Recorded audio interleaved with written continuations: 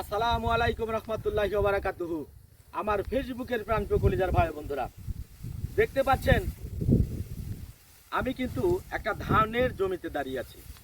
তো প্রিয় বন্ধুরা, আমার পাশে একটা সাইনবোর্ড আছে, বাংলাদেশ ধান গবেষণা ইনস্টিটিউট ব্রি।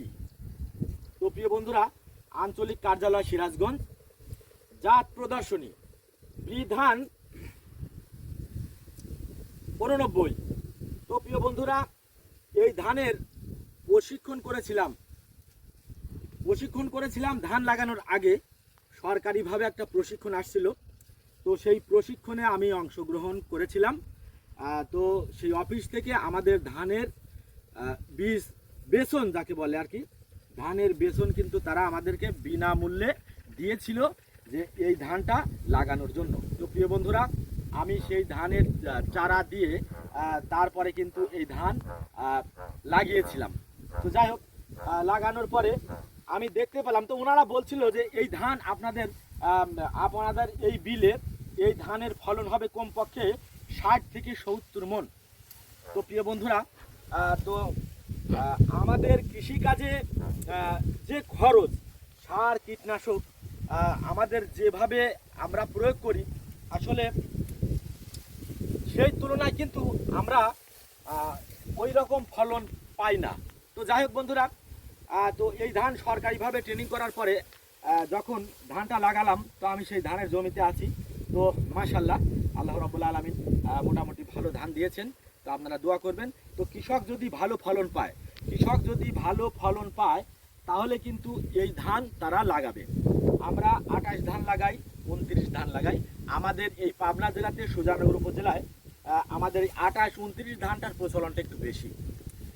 তো যেহেতু সরকারিভাবে আমাদেরকে তারা বীজ দিয়ে উপকৃত করেছে, তো ইনশাল্লাহ কৃষক আমরা যারা আছি তারা সব সময় এখন থেকে, সামনের বার থেকে আমরা এই ধানটাই লাগানোর চেষ্টা করব, কারণ এই ধানের ফলন খুব ভালো।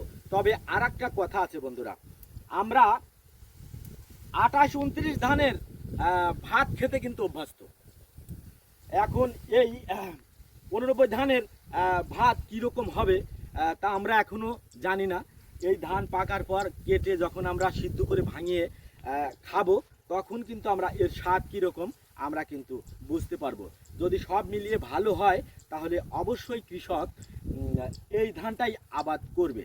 তো প্রিয় বন্ধুরা, দোয়া করবেন আপনারা যে আমাদের এই পরিশ্রমের ফসল যেন, এর ভাত যেন ভালো হয়, আর এটা যেন আমরা খুব ভালোভাবে উৎপাদন করতে পারি। তো প্রিয় বন্ধুরা, দেখতে পাচ্ছেন আমি একটা মাঠের মধ্যে কিন্তু আছি। দেখেন, পুরা বিস্তীর্ণ এলাকা জুড়ে শুধু ধান আর ধান, ধান আর ধান, চকের চক শুধু ধান আর ধান।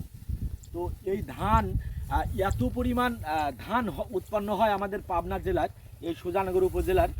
তো যাই হোক বন্ধুরা, আপনারা দোয়া করবেন এই ধান যেন বালা মুসিবত ছাড়াই আমরা যেন ঘরে তুলতে পারি। তা আসলে অনেক সময় দেখা যায় যে ধান কাটার সময় প্রচণ্ড বৃষ্টি হয়, ঝড় বৃষ্টি হয়।